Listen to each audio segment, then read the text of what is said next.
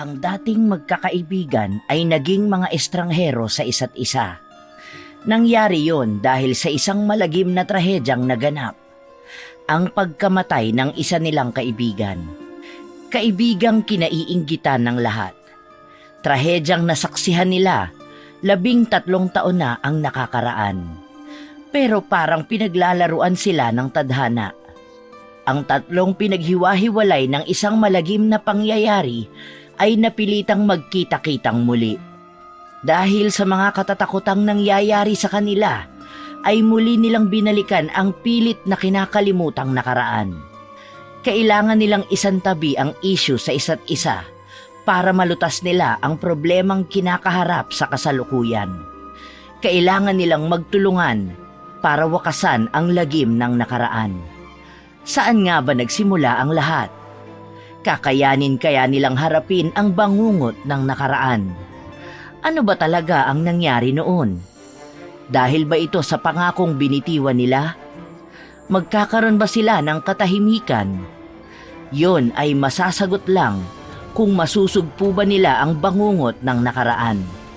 Dahil sa kabila ng pagsulong ng siyensya, ay hindi pa rin nawawala ang paniniwala ng ilan sa mga multo, demonyo, aswang, engkanto at kung ano-ano pang nilalang na hindi nakikita ng mga ordinaryong mga mata. Isa sa mga yon ay si Jean. Mahirap man paniwalaan, pero dati ay tinatawanan lang yon ng dalaga. Ngunit isang pangyayari sa kanyang buhay ang nagpabago ng kanyang pinaniniwalaan. Pangyayaring hinding-hindi malilimutan ng dalaga. Naging dahilan yon para ilayo nito ang sarili sa mga taong kaugnay sa bangungot ng nakaraan. Kabilang na roon ang matatalik nitong mga kaibigan na sina Chanel at Candy. Mas binigyang pansin na lang ng dalaga ang kanyang pag-aaral. Nang makapagtapos si Jean sa kolehiyo ay nagtrabaho ito sa isang telecommunication company bilang marketing specialist. Madali lang para sa dalaga ang trabahong yun sapagkat noon pa man ay yun na ang kanyang gusto. Pero kung inaakala niyang natakasan na nila ang bangungot ay nagkakamali sila. Dahil nagsisimula pa lang ang lahat. Nang araw na yon ay nakuha ni Jean ang kanyang sahod sa trabaho kasama ang bonus at 13-month pay. Kung kaya bago ito umuwi ay dumiretso ito sa Pure Gold para maggrocery. May kalakihan din ang nakuha ng dalaga kaya sisiguraduhin ito na mapupuno ang lahat ng lagayan ng pagkain sa kanilang bahay. Habang abala ang dalaga sa pamimili ay bigla na lang tumunog ang telepono nito. Wala sanang plano ang dalaga na sagutin ang tawag na yon. Ngunit nang makita nito ang nakarehistrong pangalan sa screen ng telepono ay napuno ng pag-aalinlangan ang kanyang puso. Ilang segundo ring pinakiramdaman nito ang kanyang nararamdaman bago nagdesisyong sagutin yon. Bumuntong hininga muna ang dalaga bago niya inilapat ang telepono sa kanyang tenga. Jean? Naiiyak si Jean nang marinig ang boses ng beking dating matalik na kaibigan. Habang tumatagal ang pag-uusap ng dalawa, ay tila hindi na napigilan pa ni Jean ang mapaluha sa saya. Ngayon na lang ulit sila nagkausap matapos ang 13 taon. Mukha bang baliw ay hindi na itinago pa ng dalaga ang kanyang emosyon. Kahit pa nga panay lang sila kamustahan at walang kapararakan ang pinag-uusapan.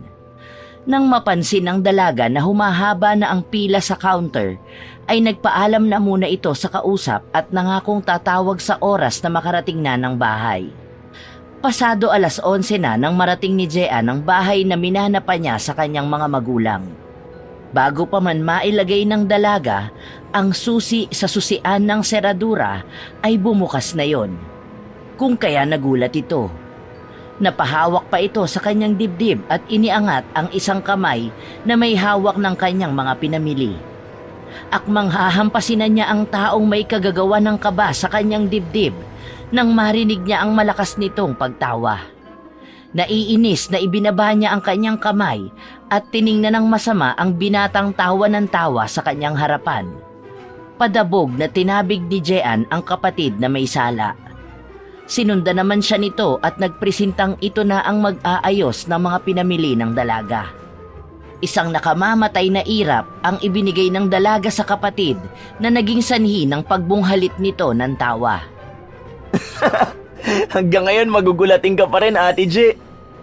Walang nakakatawa, Jack. Paano nalang kung may sakit ako sa puso? Di namatay na ako.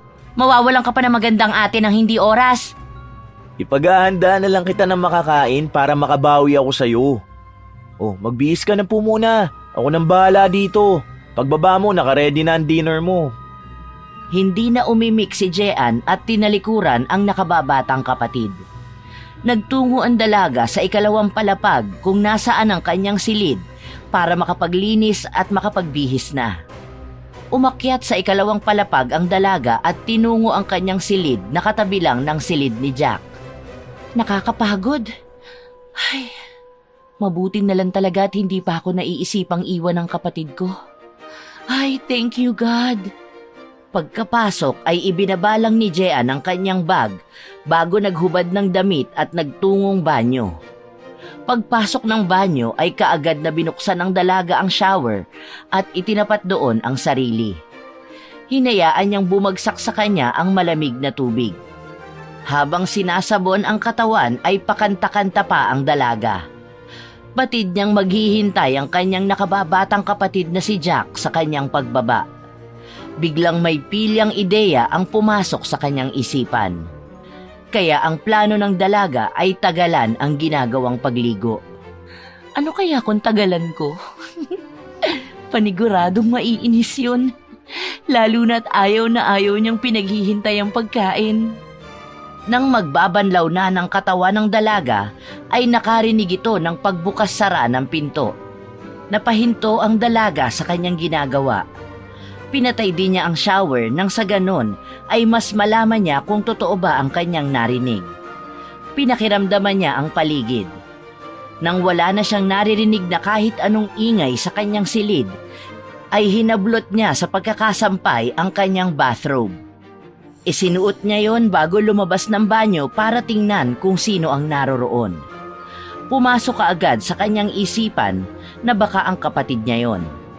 Pero nang buksan niya ang pinto ay sinalubong siya ng nakasusulasok na amoy. Amoy bulok na itlog na hinaluan pa ng malansa na parang metal. Halos maduwal ang dalaga dahil sa amoy na yon. Pero pinigilan niya dahil ayaw niya ng pakiramdam na yon. Tanging pagtakip na lang sa kanyang ilong ang nagawa ni Jean. Ano yun? Ang baho naman! May namatay pa yatang daga dito sa kwarto. Saan naman kaya nang gagaling yun? Inilibot ng dalaga ang paningin sa buong silid. Wala naman siyang nakitang kakaiba sa kwarto maliban sa kanyang cabinet na halos katapat lang niya. Tinitigan niya yon nang bigla na lang may kumalabog sa loob. Ay! Bakit naman sa cabinet pa? Napakahirap pa naman linisin yan. Paniguradong nangamoy na lahat ng damit ko. Hahakbang na sana si Jean para lumapit doon nang bigla na lang umihip ang malakas na hangin. Napalingon sa may bintana ang dalaga. Nangunot ang kanyang noo nang mapagtantong nakasara naman yun. Napayakap siya sa kanyang sarili nang muling umihip ang malamig na hangin. Nagtayuan ang lahat ng balahibo ni Jean. Tatakbo na sana siya palapit sa may pintuan ng silid nang biglang tumunog ang kanyang telepono na nakapatong sa bedside table niya. May pagdadalawang isip man ay mabilis niyang nilapitan ang nag-iingay na aparato. Kaagad niyang sinagot yon nang hindi man lang tinitignan kung sino ang tumatawag. Naputol ang sasabihin sana ni Jean nang marinig ang naghihisterical na beking kaibigan sa kabilang linya. Dire-diretso ito sa pagsasalita kaya walang naintindihan ng dalaga sa mga sinasabi nito. Sandali! Candy! Hindi ko maintindihan ang sinasabi mo! Slow down! Ano bang nangyayari? Sabihin mo sa akin ng dahan-dahan para magkaintindihan tayo! Ilang beses munang nagpakawala ng malalalim na buntong hininga ang nasa kabilang linya. Nang kumalma na ito ay muli itong nagsalita. Mas klaro kaya naiintindihan na ng dalaga ang mga winiwika nito. Kailangan nating magkita. Nasaan ka? Pupuntahan kita ngayon din. Importante to. Nasa bahay lang ako. Kakauwi ko lang eh. Ano ba kasing nangyayari? Alanganing oras pa, tapos ngayon ka pa pupunta? Hindi ba pwede naman tayong magkita bukas? Sakto sa day off. Mahabang katahimikan ang namagitan sa dalawa dahil sa mga sinabi ni Jean. Ilang minuto pa ang lumipas at binalak na sanang patayin ng dalaga ang tawag sa pag-aakalang wala na siyang kausap. Ngunit natigilan ng dalaga sa mga sunod na binitawang salita ng kaibigan. Nagbalik siya. Nagbalik na siya. Hindi niya tayo titigilan. Hindi! Umiiyak na saad ng nasa kabilang linya kay Jean. Bakas din sa boses ni Candy ang panginginig at takot nang sabihin yon. Nagtataka naman ang dalaga sapagkat hindi niya alam kung sino ang tinutukoy ng kaibigan. Magtatanong pa sana si Jean nang biglang magpatay-sindi ang ilaw sa kanyang silid. Binalot ng sindak at pangamba ang dalaga. Kasabay niyon ang malakas na pag-ihip ng malamig na hanging nagmumula sa kabinet. Ibinaba ni Jean ang telepono sa kanyang kama. Balak ng dalaga na ituloy ang kaninang naudlot na paglabas ng silid. Ngunit isang puwersa ang humatak sa kanya palapit sa kabinet na ngayon ay nakabukas na. Ibinigay niya ang lahat ng lakas na meron siya para paglabanan ang puwersang yun. Pero isang magaspang na kamay ang humawak sa kanyang kanang binti na tila pinipigilan ang plano niyang paghakbang. Halos hindi na makahinga ang dalaga sa kilabot na nararanasan. Nagpapalag si Jean. Nang huminto na ang hangin kasabay din ng pagkawala ng nakakapit na kamay sa binti nito, ay hindi na nag-aksaya ang dalaga ng pagkakataon. Kung kaya, mabilis siyang tumakbo palapit sa pinto ng kwarto. Halos abot kamay na niya ang seradura nang may mga kamay na pumulupot sa kanyang bewang at hinatak siya papasok sa loob ng kabinet.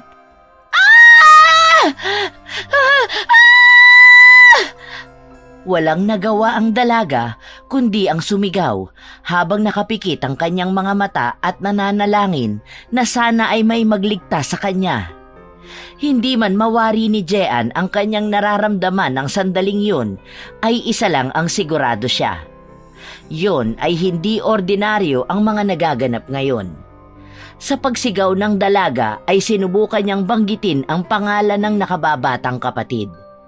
Ngunit dala marahil sa sobrang takot ay hindi niya magawang isigaw ang nais para tawagin at humingi ng tulong sa kapatid na nasa ibabang palapag lang. Nang mapagtanto yun, ay naiiyak na umusal ito ng dasal na memoryado niya. Sumasampalataya ako sa Diyos amang makapangyarihan sa lahat na may gawa ng langit at lupa.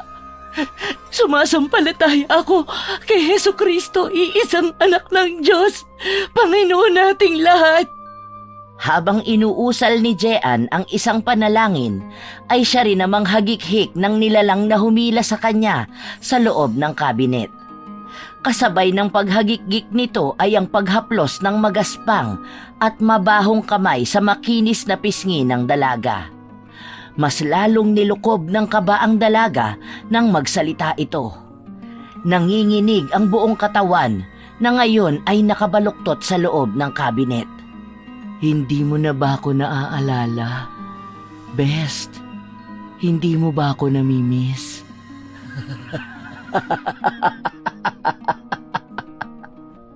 Hindi! Hindi kita kilala! Hindi ikaw ang best friend ko! Sumumpa kayo. Sumumpa kayo sa akin. 13 taon na ang nakakaraan. Nakalimutan niyo na ba ang lahat? Gusto mo bang ipaalala ko sa inyo, Jeya? Nahigit ang hininga ng dalagang si Jean nang mapagtanto kung sino ang nilalang na nanggugulo sa kanya. Iisang tao lang ang kilala nito na tumatawag sa kanya ng ganoon. Wala sa loob na napamulat ang mga mata ng dalaga. Doon ay natagpuan niya sa kanyang harapan ang isang magandang babae. Malayo sa naiisip niyang figura nito dahil sa magaspang na kamay na kaninang humahawak sa kanya. Maging ang amoy na kanina lang ay naaamoy niya. "Rita? Ikaw ba yan, Rita?" Isang magandang ngiti naman ang isinagot ng nilalang kay Jean.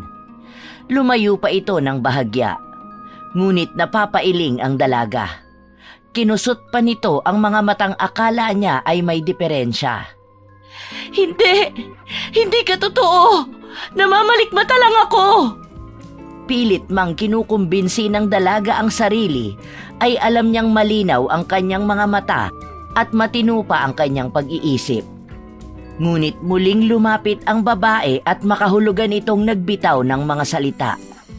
"Malapit na. Malapit nang matupad ang pangako natin." Nanlaki ang mga mata ni Jean nang mapagtanto ang ibig nitong sabihin. Doon na nag-hysterical ang dalaga. "Imposible! Matagal ka ng patay! Kitang-kita namin ang lahat ng nangyari! Patahimikin mo na kami! Tama na!" Ngumiti ng malapad si Rita na animoy mapupunit ang bibig nito na nagdulot ng paggapang ng takot at kilabot sa buong sistema ni Jean. "Nangako kayo. Ang pangako ay pangako. Sumumpa tayo ng magkakasama." Napaisip si Jean. Wala siyang matandaan na ipinangako sa isa sa pinakamalapit na kaibigan bago nito kitilin ang sariling buhay. Kahit anong ungkat ang gawin niya sa kanyang isipan ay wala talaga siyang naaalala. "Maghihintay ako sa inyo. Pagdating ng tamang oras, makakasama ko na kayong muli." Matapos sabihin yun ng kaluluwa ng babae, ay bigla na lang itong naglaho na parang bula. Matagal bago nakahuma si Jean at naiwang tulala lang sa loob ng kabinet. Nabalik lang ang ulirat ng dalaga nang makarinig ito ng 3 katok mula sa pinto ng kanyang kwarto. May pagmamadaling lumabas siya ng kabinet at humablot ng damit bago tumakbo palapit sa pinto. Ate, matagal ka pa ba dyan? Dumating si ate kaya hindi at hinahanap ka. Emergency daw. Ay naku, tagal nyong hindi nagkita tapos emergency lang ang dahilan ng pagkikita nyo. Ang weird nyo talaga. Ikinalma muna ni Jean ang sarili.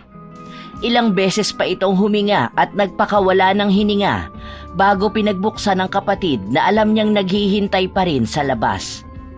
At hindi nga ito nagkamali. Nakataas ang kilay nitong tinitignan simula ulo hanggang paa ang ate niya. Huwag mo sabihin na bababa ka na ganyan ang itsura mo. Ate J, paalala ko lang ha, kahit na beke si Ate Candy, lalaki pa rin yun. Oo, alam ko. Magbibihis lang ako at pakisabi kay Candy na hintayin niya na lang ako sa sala. Bilisan mo na Ate J, baka mamaya rapin ako ni Ate Candy. Alam mo namang gwapong-gwapo yun sa akin. Inirapan lang ni Jean ang kapatid bago pinagsarahan ito ng pinto. Nang maisara ang pinto ay napapikit ang dalaga. Napasandal pa ito sa nakasarang pinto na para bang doon kumukuha ng suporta ang nanghihina niyang mga tuhod. Nang makapagbihis na ang dalaga ay halos liparin na niya ang pagbaba sa unang palapag ng bahay. May ilang baitang pa ng hagdan nang mapansin niya ang kakaibang ikinikilos ng kaibigang si Candy. Bakas sa mukha nito ang pag-aalala habang pabalik-balik na naglalakad sa kanilang sala.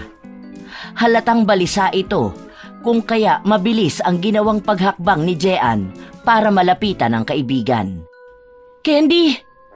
Huminto naman ito sa ginagawa at natuon ang atensyon kay Jean na papalapit dito. May ilang hakbang pa bago ito makalapit nang biglang lumundag si Candy para salubungin ng kaibigan. Niyakap ng kaibigan si Jean ng napakahigpit. Ginantihan naman ito ng dalaga. Naging hudyat yon para humagulgol si Candy sa balikat ng kaibigan. Natatakot ako. Nagpakita sa akin si Rita at pinaalala sa akin ang pinangako natin sa kanya. Humiwalay sa pagkakayakap si Jean sa kaibigan. Kunot ang noong nagtanong ang dalaga patungkol sa pangakong hindi niya maalala. Dahil kahit anong isip ni Jean, ay wala talagang pumapasok sa utak niya. Best friends forever and eternity? Hindi pa rin makuha ni Jean ang ibig sabihin ni Candy, kung kaya kunot ang noong nakipagtitigan lang siya sa kaibigan. Mukhang naunawaan naman yon ni Candy. Pero matagal na siyang wala, di ba? Nagpakamatay siya dahil sa mali niyang paniniwala? Sumasamba siya sa demonyo at kung ano-anong anito. Ano namang koneksyon nun? Ang pangako nating magkakaibigan nun sa isa't isa, walang iwanan hanggang kamatayan. Hindi natin binawi ang pangako natin sa kanya bago niya wakasan ang kanyang buhay. Hindi mo ba talaga naaalala? Nag-blood compact pa nga tayong apat eh. Hindi nakasagot si Jean. Natulala ang dalaga nang mapagtantong may ganoon nga palang nangyari noon. Biglang kumabog ng malakas ang kanyang dibdib. Hindi pa rin makapaniwala sa narinig. Ang alam lang ng dalaga ay matagal na niyang kinalimutan ang lahat ng bagay at pangyayaring konektado kay Rita. Hindi siya makapaniwalang hindi yon papasok sa kanyang isip nang makaharap niya si Rita kani-kanina lang. Si Chanel! Tama si Chanel! Baka dinalaw na rin siya ni Rita. Hindi niya kakayanin. Paniguradong magbe-breakdown siya. Namilog ang mga mata ni Jean nang mapagtantong may isa pa nga pala silang kaibigan. Naisip na rin ng dalaga na kung nagparamdam sa kanila si Rita ay malamang na ganoon din kay Chanel. Wala sa loob na napatakbo ang dalagang si Jean palapit sa kanilang telepono sa bahay. Paglapit doon ay mabilis na dinayal ng dalaga ang numero ng bahay ng isa sa dating kaibigan. Come on! Answer the phone! Chanel! Pagkatapos ng 3 ring ay may sumagot na kaagad sa kabilang linya. Boses matanda yon. Nakilala naman ng dalaga kung sino yon. Pagkatapos ng kamustahan ay kaagad na tinanong ng dalaga kung naroon ba ang dati nilang kaibigan na si Chanel. Ngunit bumagsak ang balikat ng dalaga sa naging sagot nito. Ayon sa matanda sa kabilang linya ay wala pa ito roon dahil simula nang makalabas ito sa rehab ay pinasok na nito ang kumbento at mas piniling manatili doon. Pero nabuhayang muli ng loob ang dalaga sa idinugtong nito na iuuwi raw si Chanel bukas. Nagkaroon na naman daw ito ng episode sa loob ng kumbento at sa palagay ng magulang nito ay may nag-trigger na naman daw sa baliw-baliwan nito. Magpapaalam na sana ang dalaga sa kausap nang muli itong magsalita. Balita di umano ng matanda na baka hindi na rin bumalik ang kanilang kaibigan sa kumbento dahil sa nangyari. Ganun po ba? Sige po, dadalaw na lang po kami sa kanya bukas ni Candy. Baka sakaling kumalma siya. Nang maibaba ang telepono ay kaagad na sinabi ng dalaga ang napag-usapan nila ng matanda. Nabuhayan ng loob ang dalawa at masayang nag-usap kung paano nila kakausapin si Chanel nang hindi ito naghihisterikal. Nasa ganoong pag-uusap sila nang biglang putulin niyo ni Candy at may ilabas ito sa kanyang bag na daladala. Ano yan? Cards! Ngayon ka lang ba nakakita ng baraha? Alam kong baraha yan, pero alam mo naman na Pokemon cards at playing cards lang ang alam ko. Syunga, lang. Tarot cards to. Yung ginagamit ng mga manghuhula. Never ka pa ba nakakita ng ganito? Ngayon lang. Sa mga napapanood ko kasi playing cards lang ang gamit nila. Ignorante ka talaga. Doon muna tayo sa lamisita nyo. Hihingi lang tayo ng gabay kung ano ba ang next na mangyayari. Hindi naman na nagtanong pa si Jean at lumapit na lang sa lamisita at ibinaba ang flower vase na nakapatong doon. Umupo naman sila sa sahig ng magkaharap at nasa pagitan nila ang lamesitang gagamitin. Handa ka na ba? Kung makakatulong talaga sa atin, bakit hindi? Pumikit si Candy at may mga inusal ito na hindi naman naiintindihan ni Jean. Ilang saglit pa ay kinuha nito ang kamay ng dalagang nakapatong sa gilid ng lamesita at ipinatong yon sa ibabaw ng barahang hawak nito. Nakapikit pa rin ito habang ginagawa yon. Nagpatangay na lang sa ago si Jean. Ilang sandali pa ay sinimulan ng balasahin ni Candy ang mga baraha. Matapos yon ay ipinahati-hati niya yon kay Jean sa 3. Matapos mahati yon ay muling pinagpatong-patong ni Candy ang mga baraha bago yon inilatag na parang nakakurbang bahaghari. Kumuha ka ng 5 pero wag mo munang ipapakita sa akin. Ginawa naman yon ni Jean. Pumili ito ng 5 sa mga nakalatag na baraha. Ang bawat mabubunot nito ay inilalagay niya sa harap ni Candy ng nakataob. Dinampot ni Candy yon bago bumaling kay Jean. Ready ka na ba? Oo naman. Isa-isang itinihaya yon ni Candy at sa bawat pagtihaya nito ng baraha ay palaki ng palaki ang pamimilog ng mata nito. Nang maitihaya ang huling baraha ay gulat ang ekspresyon ng mukha nitong tumingin kay Jean. Oh, bakit ganyan ang itsura mo? Ano bang ibig sabihin ng mga barahang yan? Masama to. Magkakasama at magkakasunod ang death card, ang the tower and the judgment card. Tapos may 7 of swords pa at 10 of swords. Best, hindi magandang sinasabi ng baraha mo. Ano ba kasi ang ibig sabihin ng mga cards na yan? Death card, ibig sabihin pagtatapos. Pero negative din ang sumunod na baraha mo, which is 10 of swords, pagtatapos. At hindi lang basta-basta pagtatapos dahil masakit na pagtatapos to. Yung 3? Magkakaroon ng paghuhusga sa problemang kinakaharap mo. At hindi magandang magiging resulta dahil may 7 of swords na nagre-represent ng deceit, panloloko, kasinungalingan, hidden agenda. At dahil may 10 of swords ka, it's confirming na may betrayal na mangyayari. Sandali at huhugutan pa kita ng isang baraha, ha? Hilingin mong positive card na makuha natin. Tumangulang si Jean kahit pa nga hindi niya pinaniniwalaan ang mga ganitong bagay. Para kasi sa dalaga ay hindi baraha ang magdidikta sa buhay niya, kundi siya mismo. Muling binalasa ni Candy ang mga barahang natira. Kumuha ito ng ilan sa ilalim at isinasalin yon sa ibabaw ng paunti-unti. Ilang ulit din na ganon ang ginagawa ni Candy nang may malaglag na 2 baraha.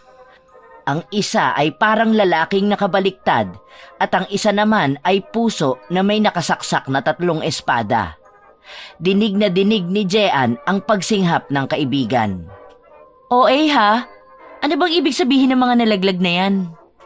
Ang hangman at 3 of swords.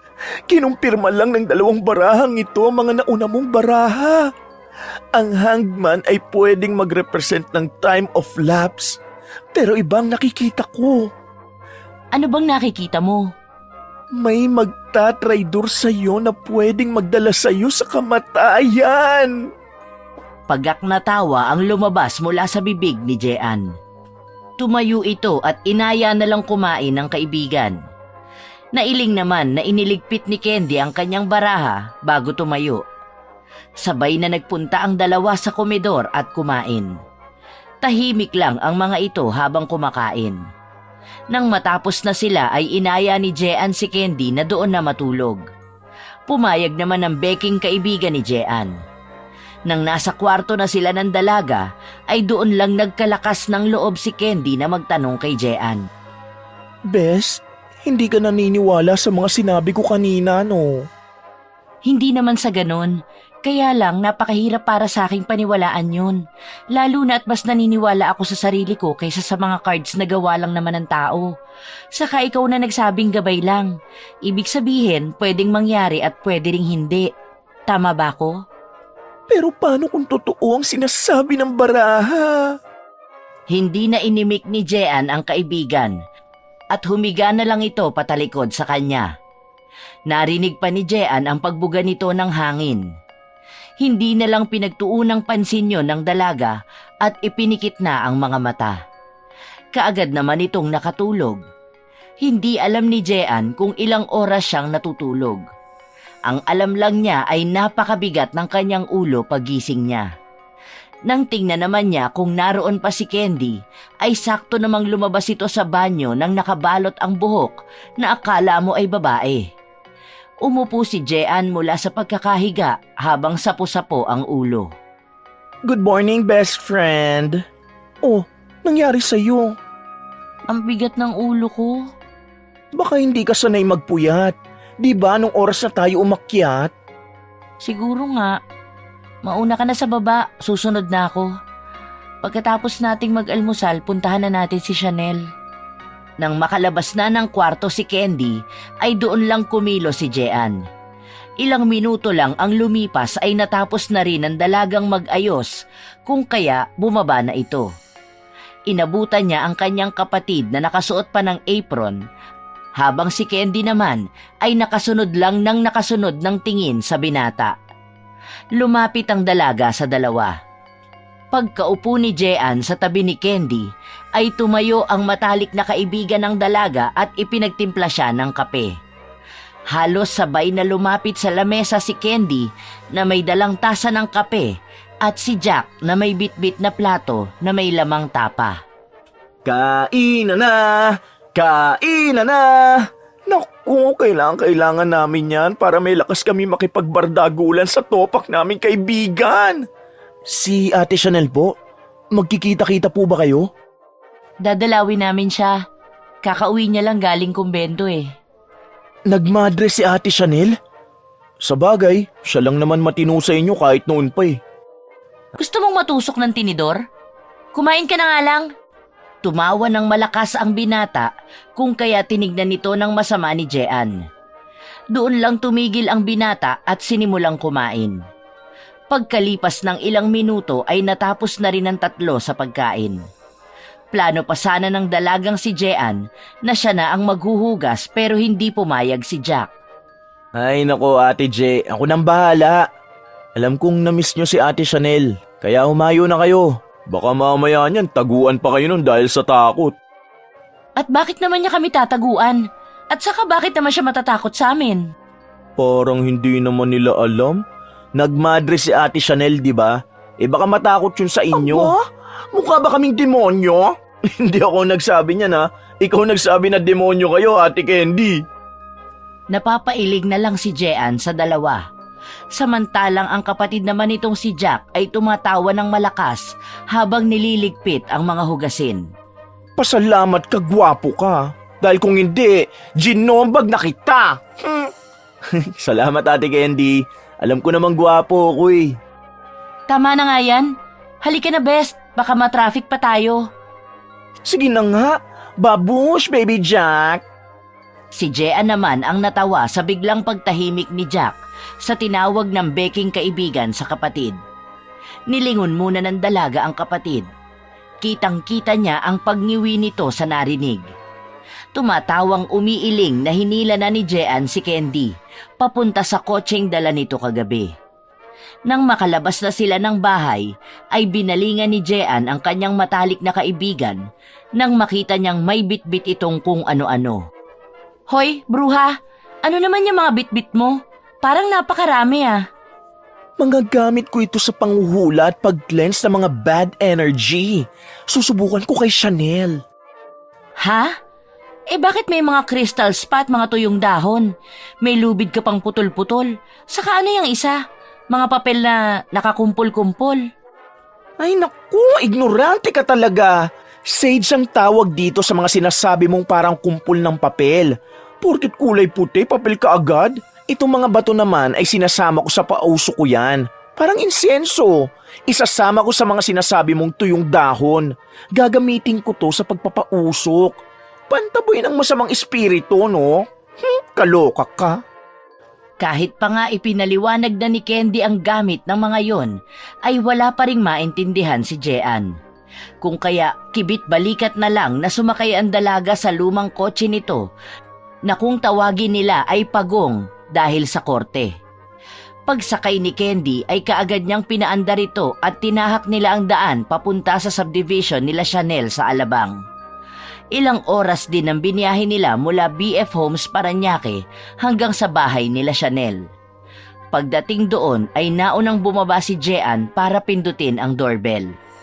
Nakaisang pindot lang ang dalaga at may lumabas na mula roon. Kaagad namang nakilala ng mayordoma ang dalaga at pinagbuksan ito. Pagbaba ni Candy ay patakbo itong lumapit sa matanda at niyakap ito.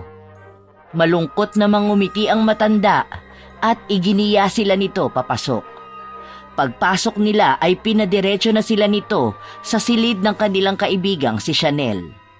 Sa labas pa lang ng silid ay dinig na nila ang malalakas na sigaw ni Chanel. "Layuan niyo ako! Ayoko rito! Kukunin niya ako! Kukunin niya ako!"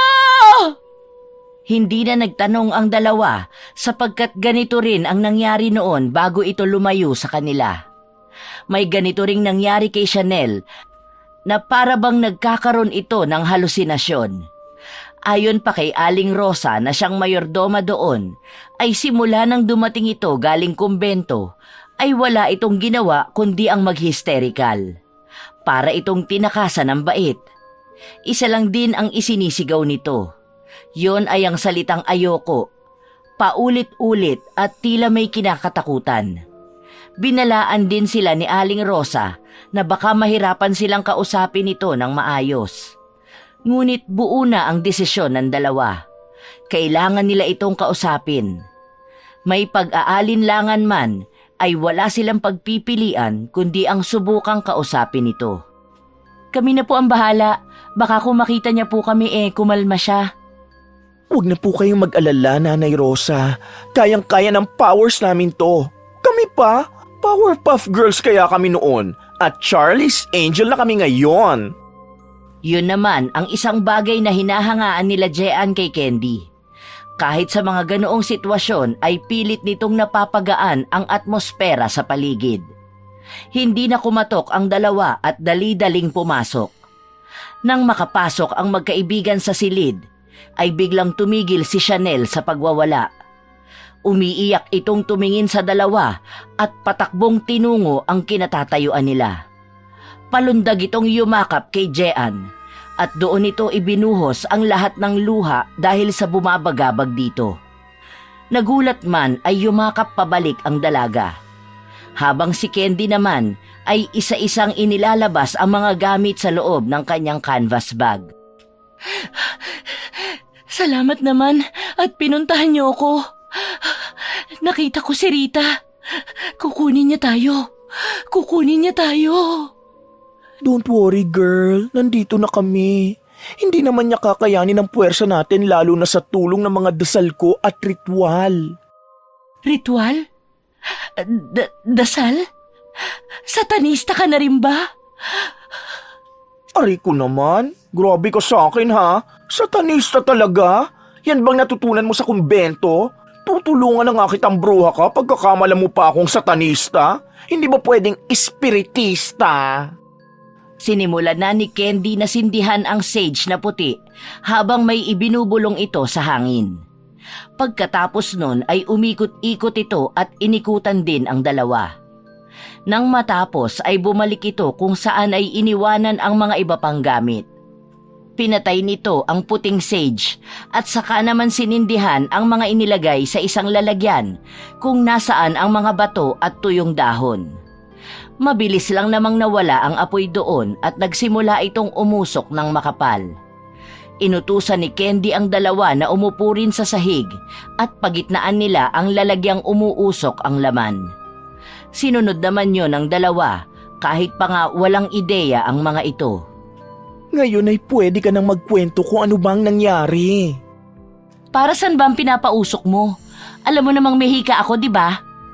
Shield natin yan para hindi tayo makita at marinig ng espiritu ni Rita. Gabi yun at kakagaling lang ng kasamahan ko sa aking silid. Nagdasal ako bago mahiga, pero ipipikit ko pa lang ang aking mga mata nang may maramdaman akong magaspang na gumagapang sa aking hita.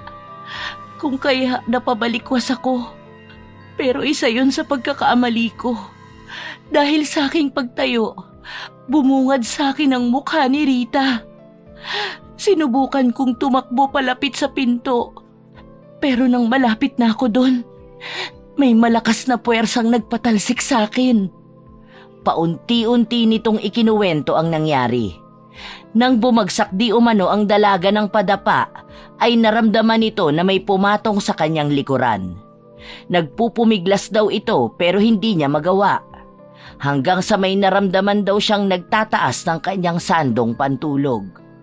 Nang maitaas ang damit ko, may mainit akong naramdaman sa aking likuran. Parang may iginuguhit sa likod ko gamit ang isang matulis at mainit na bagay. Damang-dama ko ang sakit at hapdi sa bawat pagguhit nun sa aking balat. Nagsisigaw ako, pero walang boses na lumalabas sa aking bibig.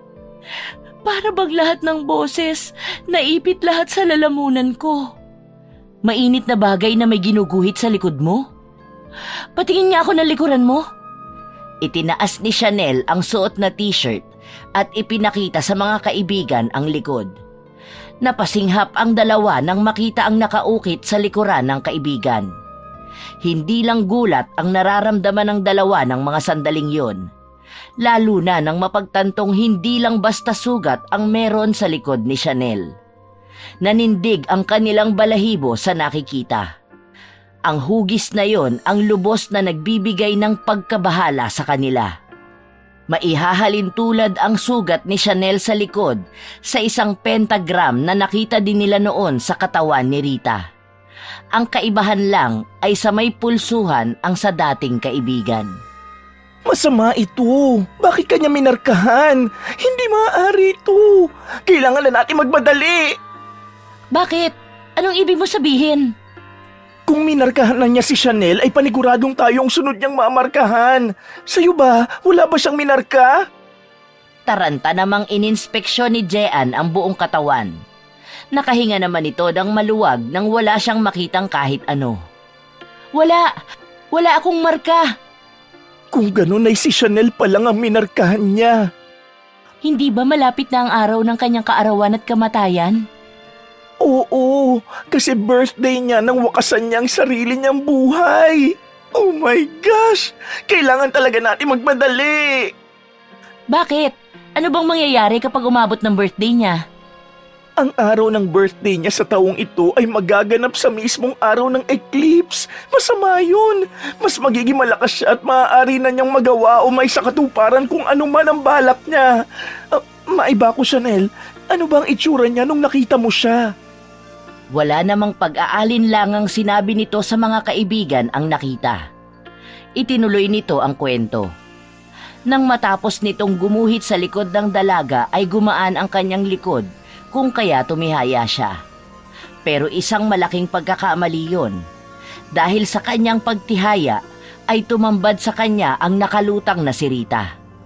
Ayon pa kay Chanel ay nakakatakot ang itsura ng dating kaibigan. Naaagnas na raw ito at may mahahabang kuko. Bukod pa ron ay marami raw naglalaglagang mga insekto at uod mula sa naaagnas na kaibigan. Nahuhulog sa akin ang mga yun. Hindi ko alam kung mandidiri ba ako o matatakot. Ang alam ko lang, pagkatapos nitong tumawa na parang isang demonyo, nawalan ako ng malay. Dahil sa nangyaring ito ay napag-usapan nilang humingi ng tulong sa pamilya ni Rita. Batid nilang alam ng mga ito ang lunas para sila ay tigilan na ng kaluluwa ng dating kaibigan. Sa paglipas ng araw ay hinanap nila ang pamilya nito. Pero kahit anong gawin nila ay hindi na nila makita kahit isa man lang sa mga ito. Sinubukan nilang maghanap sa internet sapagkat kilala ang pamilya ni Rita sa kanilang lugar. Doon ay nalaman nilang tanging ang lola nito na lang pala ang naiwang pamilya at kamag-anak ni Rita. Ayon pa sa nabasa nila sa internet ay namatay sa aksidente ang ama at ina ni Rita nang araw din na magpakamatay ito. Nang umagang yun matapos mabasa ang nakita sa internet ay nag-request si Candy sa kaibigan. Mag-take ka na ng leave, Jean, para maplano na natin ang gagawin natin. 1 linggo na lang kaarawan na ni Rita. Magfa-file na ako mamaya. Sa ngayon, papasok muna ako. Kayo na munang bahala dito ha. Kung kailangan nyo magsama ni Chanel, ipagpaalam mo na rin siya sa kanyang magulang para magsama-sama na tayo dito pansamantala sa bahay. Ay, Captain! Magbibili na lang din ako kay Jack na maiiwan ka rito pagpasok niya mamaya. Ang alam ko panggabi siya ngayon. Ay naku, yari sa akin yung kapatid mo. Huwag mo nalang pansinin. Saka pwede ba tantanan mo na ang kapatid ko? Best friend kita pero hindi ako papayag na maging sister-in-law kita. Humagikhik ang beking si Candy. Nagbeso lang ito kay Jean bago umalis ang dalaga. Sa pagtalikod ng dalaga ay biglang sumeryoso ang mukha ni Candy at saka isinara ang pinto. Lumakad ito palapit sa telepono at dinayal ang numero ng bahay nila Chanel. Kinausap nito ang isa pang kaibigan at sinabihang pumunta roon. Nang matapos ang kanilang pag-uusap ay ibinaba na ni Candy ang telepono bago prenteng umupo sa sofa. Samantala, si Chanel naman ay nagmamadaling nagkarga ng mga gamit sa isang bag. Nang magtanong ang magulang nito ay sinabi niya sa mga ito ang napag-usapan nila ni Candy na doon na muna sila sa bahay ni Jean. Pumayag naman ang mga ito at nagpresenta pang ihahatid siya. Nang maihatid ito sa bahay ng kaibigan ay pinag-usapan nila ang gagawin at saka nila ire-relay kay Jean pagdating nito. Habang si Jean naman ay nagdesisyong mag-half day lang sa trabaho. Inasikaso lang talaga nito ang leave niya. Nang matapos mapirmahan ng kanilang management staff ang kanyang pinasang letter, ay umuwi na ito. Kumusta na kaya si Candy sa bahay? Sandali nga't matawagan? Kinuha ni Jean ang kanyang cellphone at hinanap sa contact ang numero nila sa bahay. Ilang ring lang yon at may sumagot kaagad. Alam na alam ng dalaga na si Candy yon base sa pag-hello nito. Best, natawagan mo na ba si Chanel? Anong sabi niya? Nandito na siya. Hihintayin ka na lang namin. Ganun ba? Sige, pauwi na rin ako. Approve na ang leave ko at nag-half day na rin ako para maasikaso natin ang mga dapat gawin. Sunduin ka na lang namin. Wait mo na lang kami. That's better. Hintayin ko na lang kayo dito sa labas ng SMBF. Okidoki. Pagkatapos ng pag-uusap ng dalawa ay lumakad na rin si Jean papunta sa pinakaharap ng SM. Nang madaanan ng dalaga ang red ribbon, ay bumili muna siya ng roll na cake bago tuluyang pumunta sa pagkikitaan nila ng kaibigan. Saktong paglabas niya ng mall kung saan doon din ang kanilang trabaho na matatagpuan sa huling palapag, ay natanaw na niya kaagad ang paparating na kotse ng kaibigan. Paghinto nun sa kanyang harapan ay bumaba si Chanel sa harap at lumipat sa likurang bahagi. Pagsakay ni Jean ay pinaandar na din ni Candy ang kotse. Ilang minuto lang ay narating na nila ang bahay ni Jean. Palabas naman doon si Jack para pumasok din sa trabaho nito. Pagbaba ng kotse ay tinawag pa ni Jean ang kapatid. Lumapit naman ito sa kanya. Mag-iingat ka ha, closing ka nga pala ngayon. Oh, dagdag mo sa baon mo. Ate naman, hindi na ako bata. Saka marami pang allowance ko. Kunin mo na para may extra ka. Gina nga. Bye-bye, papasok na po ako. Nang makaalis si Jack ay sabay-sabay na pumasok ang tatlong magkakaibigan. Pagdating sa loob ay kumain sila ng cake na dala ni Jean. Dahil solo naman nila ang bahay at wala si Jack ay pinag-usapan na rin nila ang gagawing hakbang para makausap ang lola ni Rita. Pakiramdam ko naman, madali lang nating makakausap ang lola niya. Bukod sa mabait si Lola Lucinda, kilala naman tayo nun. 13 years niya tayong hindi nakita. Sa tingin mo ba'y makikilala pa niya tayo? Bakit hindi natin subukan? Pwede. Gagawa na muna ako ng proteksyon natin mamayang gabi. Nako, kung magpapauso ka na naman please lang ha. Doon ka na lang sa guest room. Hihikain ako sa'yo eh. Actually, yun nga sanang ire-request ko. Jean, Candy, walang mamamatay ha? Ha? Bruha to, huwag kang nega. Pahingi ako ng kahit anong bagay na pag-aari nyo. Baka naman kulamin mo kami. Siya nga lang, Kung gusto ko kayong kulamin, baka matagal ko nang ginawa yon. Saka hindi ako marunong mangulam, no? Pangontra lang ang alam ko. Nang sumapit ang gabi ay isinagawa na nga ni Candy ang paggawa sa proteksyon nilang tatlo. Isinagawa niya yon habang natutulog ang dalawa. Gamit ang kanyang mga gamit at mga gamit na ibinigay nila Jean, sinimulan na niya ang ritual. Nagsimula na ring kumulog at kumidlat na hindi na alintana ni na Chanel at Jean na mahimbing nang natutulog. Nang sumapit ang umaga ay ginising ni Candy ang mga kaibigan para ipasuot sa mga ito ang kwintas na may palawit na bato. Ito na ba yun? Oo, isuot mo na yan. Eh ikaw? Ay, syempre meron din. Inilabas ni Candy ang kwintas na nakatago sa kanyang damit. Doon lang isinuot ng dalawa ang sa kanila at saka bumangon para mag-ayos. Bala kasi nilang maagang bumiyahe papuntang Taytay para hindi sila abutan ng rush hour sa daan. Wala pang isang oras ay nakaayos na silang tatlo at handang-handa ng bumiyahe. Nag-iwan lang si Jean ng note sa kapatid. Saka sila lumarga. Habang nasa daan papuntang Taytay ay nakatulog sina Jean at Chanel. Hindi naman ininda ni Candy yun. Nagpatugtog na lang siya ng mahina para hindi maburyong. Ilang oras pa silang bumiyahe bago narating ang harap ng malaking bahay ni Rita. Hindi muna ginising ni Candy ang mga kaibigan. Sinubukan muna nitong tumawag ng tao. Pero kahit anong sigaw niya ay walang lumalabas. Doon pumasok ang ideyang aakyatin na lang nila ang gate. Batid naman kasi nitong walang alagang aso ang lola ni Rita dahil allergic ito sa balahibo. Doon niya ginising ang dalawa pang kaibigan at sinabi ang kanyang naisip. Hindi man sang-ayon ay ginawa pa rin nila. Nahirapan pa silang makapasok doon sapagkat may kataasan ang gate ni Rita. Nasa tuktok na sila ng gate nang may isang matandang lumabas mula sa bahay. Napansin yon ni Jean. "Lola Lucinda!" Napahinto naman ang dalawa nitong kasama.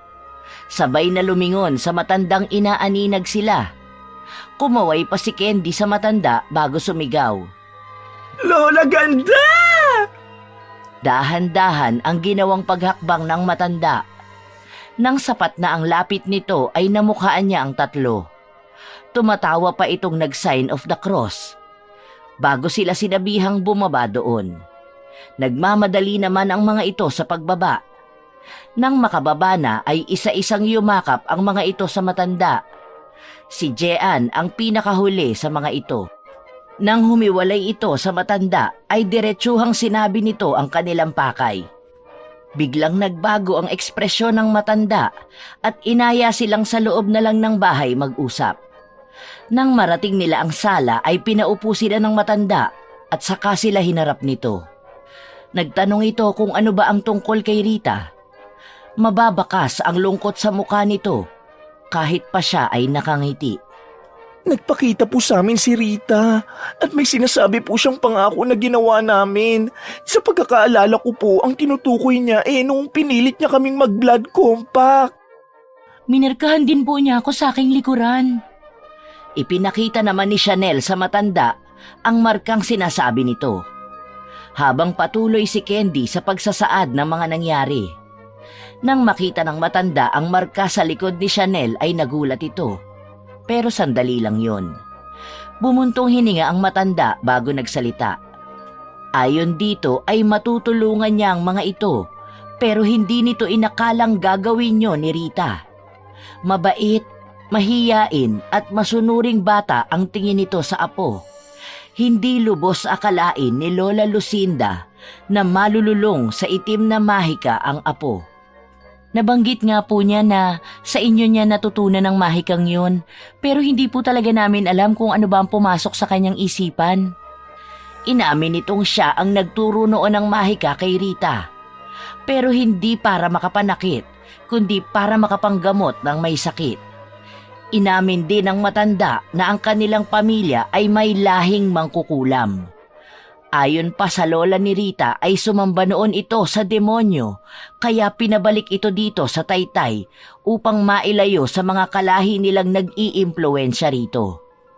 Ngunit mukhang nahuli na ang mga magulang ni Rita dahil hindi na nila napigilan ang masamang kaakibat ng mga ritual na ginagawa noon ng anak. Alam po ba ninyo kung ano po ang pwede naming gawin? Tumango ang matanda at sinabi sa mga ito ang dapat at kailangan nilang gawin. Tinuruan din sila ng matanda kung paano nila malalabanan si Rita. Ipinaalala din ito na maaaring may kinakapitan ng kanyang apo na nasa pangangalaga pa ng magkakaibigan. Nang matapos ang pag-uusap ng mga ito ay bumalik na ng Paranaque ang tatlo. Wala silang inaksayang oras. Pilit nilang iniisip kung ano ang bagay na yon. Simula ng araw na yon ay inisa-isa nila ang kanilang mga lumang gamit at pilit nilang hinahanap ang bagay na tinutukoy ng matanda. Pero kahit anong hanap ang gawin nila ay wala silang makita. Lumipas pa ang ilang araw. Malapit nang matapos ang leave ni Jean pero wala pa rin silang nakukuhang sagot. Nalalapit na rin ang kaarawan ni Rita.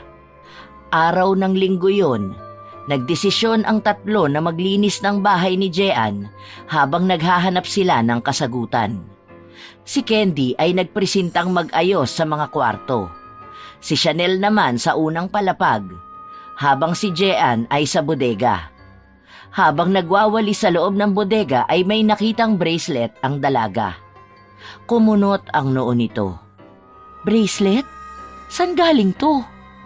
Yumuko si Jean para damputin yon at tingnan ng malapitan. Nakaramdam ng pagkabog ng dibdib ang dalaga sapagkat pamilyar ang itsura ng bracelet na yon. Namutla si Jean nang mabasa sa hawak na bracelet ang mga salitang nakaukit dito. Kaagad niyang isinilid yon sa kanyang bulsa at tinungo ang mga kaibigan. Candy! Chanel! Madali kayo! May nakita ako sa bodega! Anong nakita mo? Kayamanan? Gold bar? Seryoso to, Candy! Nang makalapit ang dalawa sa kanya, ay inilabas niya sa kanyang bulsa ang bracelet na napulot. Kitang-kita niya ang pamimilog at panginginig ni Chanel nang makita yon. Lumayo ito sa dalawa at dinukot mula sa kanyang bulsa ang isang coin purse. Mula roon ay inilabas ni Chanel ang bracelet na katulad ng kay Jean. Nanlaki naman ang mga mata ni Candy nang makita yon. Itinaas naman ito ang kanyang kaliwang kamay at doon ipinakita ang kaparehas na bracelet. Ito ang niregalo noon ni Rita sa atin.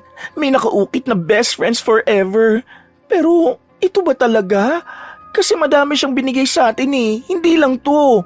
May bag, damit, headband, at kung ano-ano pa. Pero hindi kaya ito ang sinasabi ni Lola Lucinda? Kung pagbabasehan ang nakasulat dito at sa sinasabi ni Rita nung huli ko siyang nakita, patungkol yun sa pagkakaibigan. Kay Rita ba galing ito? Hindi ko kasi matandaan noon kung sino sa inyong nagbigay nito, kaya tinago ko at lagi kong daladala. Sigurado akong sa kanya galing to. Para namang may bumbilyang umilaw sa ulo ni Jean. Mabilis siyang umakyat at tinungo ang silid niya. Hinalungkat niya ang lahat ng photo album na naroroon. Alam niyang isa lang ang maaaring maging sagot sa kanilang katanungan. Napabuntong hininga ang dalaga nang makita ang hinahanap na photo album. Nasa pinakailalim ng mga album yon. Nang sa wakas ay makita na ang hinahanap, ay bumalik siya sa ibaba kung nasaan ang mga kaibigan. Ipinakita ng dalaga sa mga ito ang photo album na naglalaman ng kanilang mga lumang larawan. Photo album?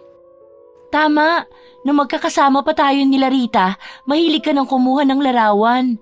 Sa ating lahat, ikaw ang laging sentimental. Bawat pupuntahan, bawat masasayang nangyayari sa atin, kinukuhanan mo. Wait lang ha, ano namang connect? Kung si Rita ang nagbigay niyang bracelet, sigurado akong siya rin ang magsusuot nito sa atin. At sigurado ako na makukuhanan ko yun ng larawan. Ay, bakit ngayon mo lang naisip yan? Simula nang maghiwa-hiwalay tayo, pinilit ko ng kalimutan ng kahit anong konektado kay Rita. Ayoko nang masaktan at ayoko nang matroma. Ano pang hinihintay natin? Di buklatin na yan! Nagkumpulan ng 3 bago binuklat ang photo album. Inisa-isa nila yon. Nandyang natatawa sila, napapangiti habang isa-isang nakikita ang masasaya nilang larawan. Sa paglipas ng bawat segundo, nawawalan na ng pag-asa ang mga ito na makakakita ng katibayan na tama nga ang kanilang hinala. Ngunit sa pinakalikod na bahagi ng album ay makikita doon ang 4 na nakalinyang larawan kung saan ay isinusuot sa kanila ni Rita ang bracelet.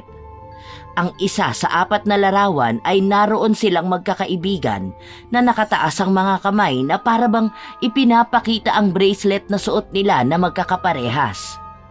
Parang nawala ng lakas si Jean nang maalala kung gaano pa sila kasaya ng araw na yon. Tanda pa ng dalaga na ang larawan ay kuha 1 araw bago ang kaarawan ni Rita. All this time, nasa harap na natin ang sagot pero lumayo pa tayo. Grabe! Ngayong alam na natin ang kinakapitan niya ay may sasagawa na natin ang itinuro ni Lola Luz. Dapat natin paghandaan yun. 2 araw mula ngayon ay kaarawan na niya. Kailan ba natin isasagawa? Sasalubungin natin ang araw ng kanyang kaarawan. Sa unang pagpatak ng araw na yun ay dapat handa na tayo. Hindi ba natin pwedeng gawin yon bago ang kaarawan niya? Nakalimutan niyo na bang bili ni Lola Luz? Dapat nandun si Rita sa pagputol ng sinumpaan nating pangako. Pero matagal nang hindi nagpaparamdam si Rita. Dahil naghahanda siya sa tamang oras. Tamang oras? At yun ang tamang oras. Tama! Sinabi niya ang salitang yan sa akin noon, pagdating ng tamang oras.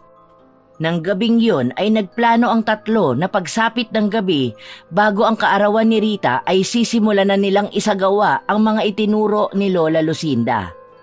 At habang hinihintay ang pagsapit ng araw na yon, ay itinuro sa kanila ni Candy ang proseso ng ritual na kanilang isasagawa. 2 araw din na inaral nila yon. Maging ang mga options na kanilang gagawin kung sakaling magkaaberya. Nang sumapit ang araw na yon ay inihanda na nila ang kanilang mga gamit. Sakay ng kotse ni Candy ay tinungo nila ang bahay nito na ayon sa Becky ay mas magandang lugar para isagawa ang ritual. Bukod sa wala itong kapitbahay ay malawak din ang bakuran nito at makikita mula roon ang mangyayaring eclipse. Pagdating nila sa bahay ni Candy ay hindi maintindihan ni Jean kung bakit siya biglang kinabahan. Napansin naman yon ni Chanel. Ayos ka lang ba? Oo, ayos lang ako. Kinakabahan lang. Sana nga. Huwag ka nang mag-alala, Jean. Magiging maayos na ang lahat. So tara na at simulan na natin ang pagsiset up? Yun nga ang ginawa nila. Pagsapit ng 11:30 ay sinimulan na nila ang unang bahagi ng ritual. Walang kakaibang nangyayari ng mga oras na yon. Pero nang sumapit ang eksaktong 12:00 ng madaling araw ay nagbago ang atmosfera ng paligid. Lumakas at lumamig ang simoy ng hangin. May kakaibang init ding nararamdaman ng 3 kahit pa nga malamig ang hanging dumadampi sa kanila. Doon na sinimulan ni Candy na isagawa ang ritual ng pagtawag kay Rita. Habang ginagawa yon ay gumuhit ng bilog ang mga ito gamit ang abong ibinigay ni Lola Luz. Proteksyon yon para hindi sila masaktan ni Rita ayon dito. Siguraduhin yung hindi kayo lalagpas sa bilog na ito. Dahil kung hindi, paniguradong yari tayo. Oo. Sige. Tama nga si Lola Luz dahil hindi nagtagal matapos ang ritual ng pagtawag ay biglang lumitaw si Rita. Nakangiti ito at malayong-malayo ang itsura sa sinabi ni Chanel. Malinis ang suot nitong puting bestida. Napakaamo rin ang mukha nito na katulad noong nabubuhay pa. Lalapit sana ito sa kanila ngunit agad ding natigilan si Rita.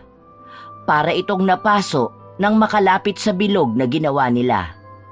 Nagalit naman ang kaluluwa nito dahil doon. Mababaka sa mukha nito ang panggigigil. Umihip ng abnormal ang hangin sa kanila. Dahilan para mapatakip sila ng mukha dahil para silang nalulunod sa hangin nang gagaling sa likuran ni Rita. Mga traidor! Akala ba ninyo matatalo ninyo ako dahil lang sa pesteng bilog na yan? Nagkakamali kayo! Dahil sa oras na ito, ako ang mananalo! Bakit hindi mo subukan?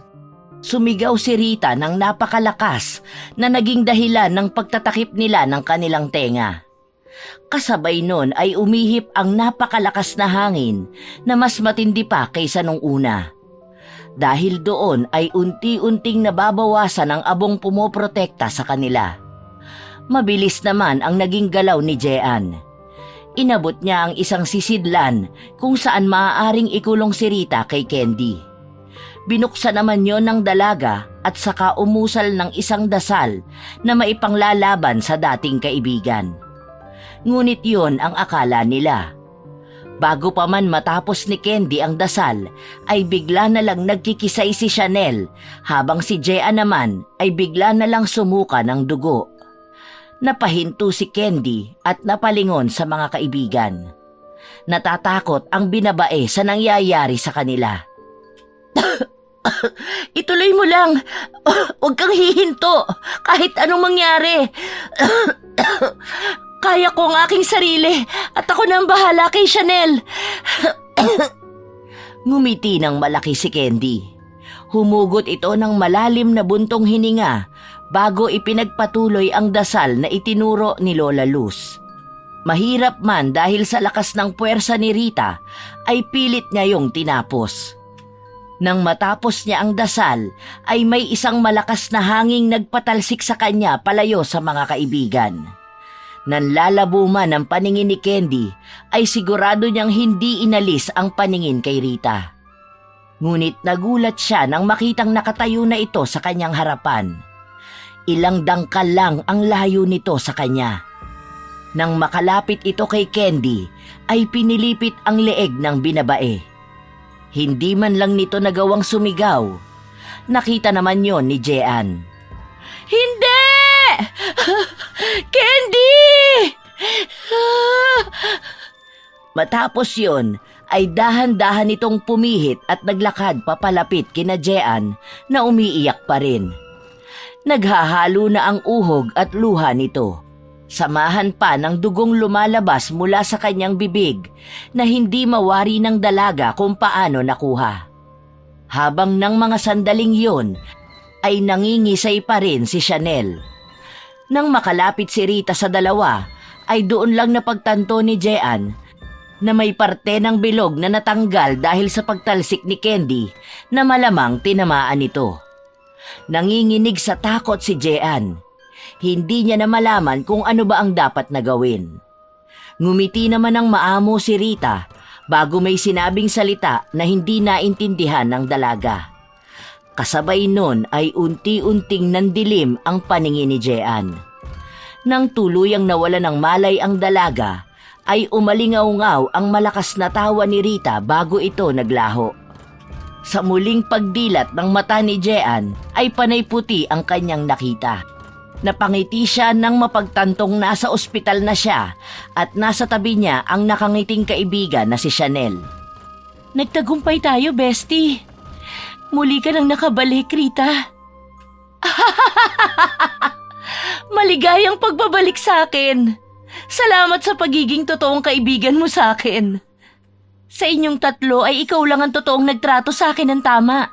Hindi mahina ang tingin mo sa akin at isa pa, malaki ang tiwala mo sa akin. I think we need to celebrate dahil wala na ang dalawang sagabal at makasarili nating kaibigan. Nagtawa na ng dalawa sa kanilang ginawa.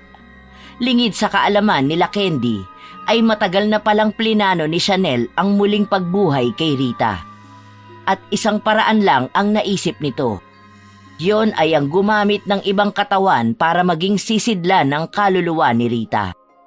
Dahil malaki ang inggit nila noon pa man kay Jean, ay ito ang kanilang tinarget. At ngayon ay nagtagumpay sila.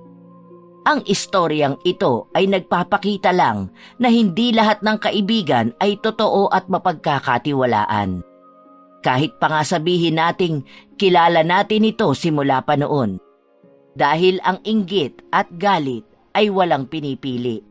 Kaibigan man o kapamilya.